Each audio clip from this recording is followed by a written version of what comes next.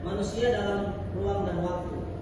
Kira-kira adik-adik tahu manusia dalam ruang dan waktu itu hubungannya dengan sejarah itu apa?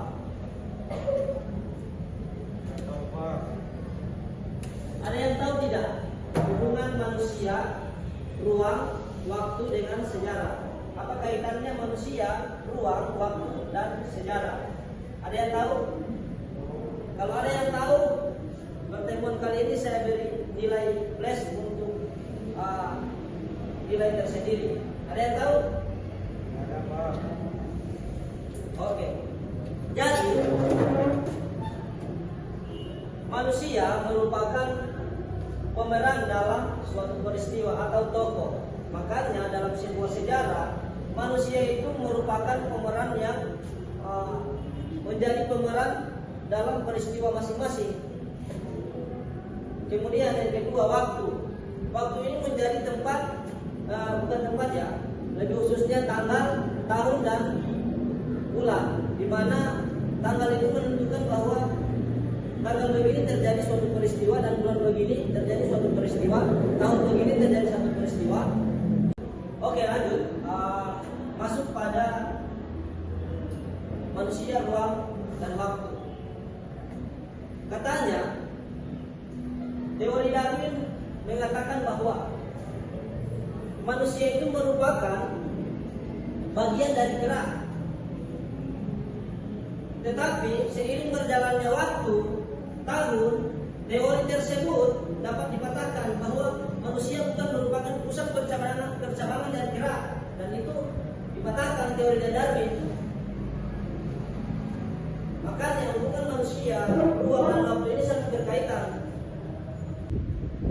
Kemudian berbicara soal manusia, ruang dan waktu. Sejarah itu dia satu peristiwa.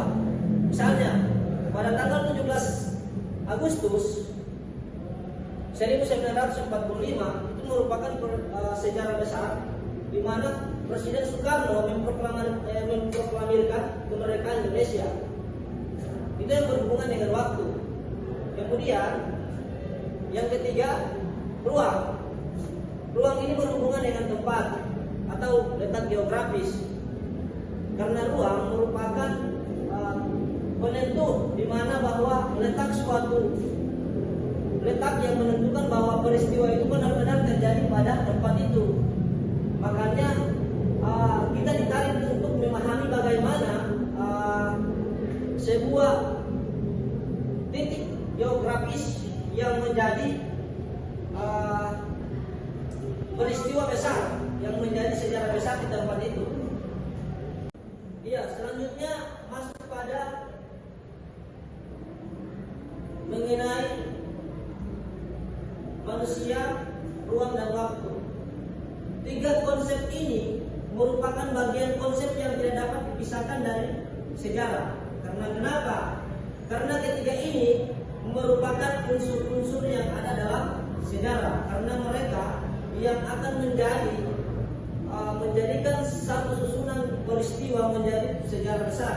Karena ketiga sangat berhubungan erat. Yang pertama, manusia merupakan pemeran dalam peristiwa. Yang kedua, waktu yang menentukan kapan terjadi peristiwa, tanggal berapa, bulan berapa, tahun berapa. Kemudian ruang yang akan menentukan tempat di mana peristiwa tersebut terjadi.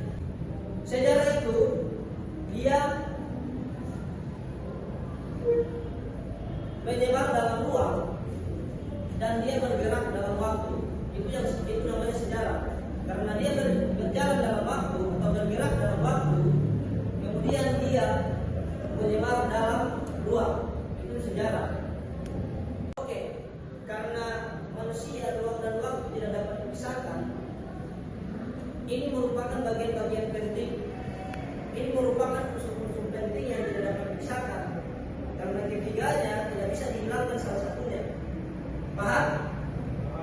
Sampai sini paham? Oke. Selanjutnya saya akan memberikan tugas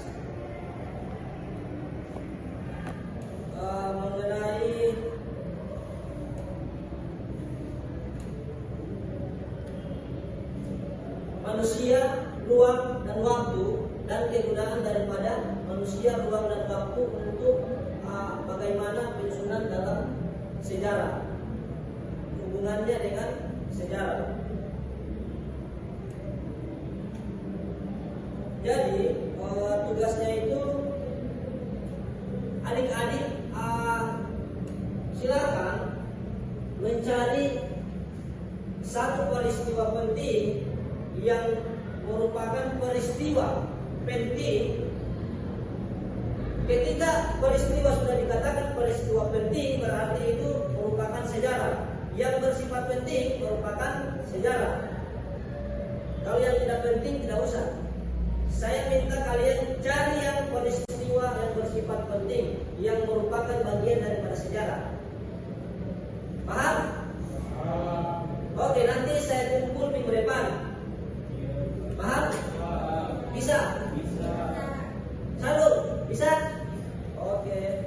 Oke. Jadi untuk pertemuan kali ini kita cukupkan sampai di sini dulu, karena berhubung waktu saya sudah habis. Jadi saya persingkat pertemuan kita sampai di sini dulu. Dan tugas jangan lupa ya, jangan lupa bikin ya tugas. Nanti saya periksa minggu depan. Oke, sekian. Assalamualaikum warahmatullahi wabarakatuh.